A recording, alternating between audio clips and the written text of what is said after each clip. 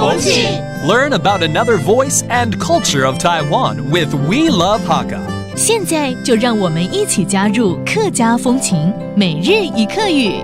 Hey, welcome back to Daily Hakka here on ICRT. Hello， 你好，大家好，我是 Alice Pong。Hello， 你好，大家好，我是 Joseph 林。我们这边是 Daily Hakka， 那为了要运动啊，比如说参加什么马拉松啊，还真的要 daily 的要训练一下，对不对？没错，每天都要训练。你有参加过马拉松吗？有啊，我参加过很多次，但是呢是比较轻松的3公里。哎呦，这小马而已了，对，小迷你马。果真就是带小孩子去参加。原来如此。Okay, let's teach you first of all, how do you say how many times? Because that's kind of the focus of this month's lessons. It's about units, times. 一次两次的次怎么说？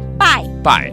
这是他第一次参加马拉松赛。This is the first time he participated in a marathon. 亚黑基第100。亞希基第100。參加馬拉松賽。參加馬拉松賽。Okay, 第一次叫做第100。第100。Okay, 拜 again is how many times, and 第一 means the first time. 那还有另外一个更厉害的一个运动赛事叫做铁人3项。对，敢挑战吗？没那么厉害。来，我们教这一句好了。他上个月已经参加了2次铁人3项竞赛。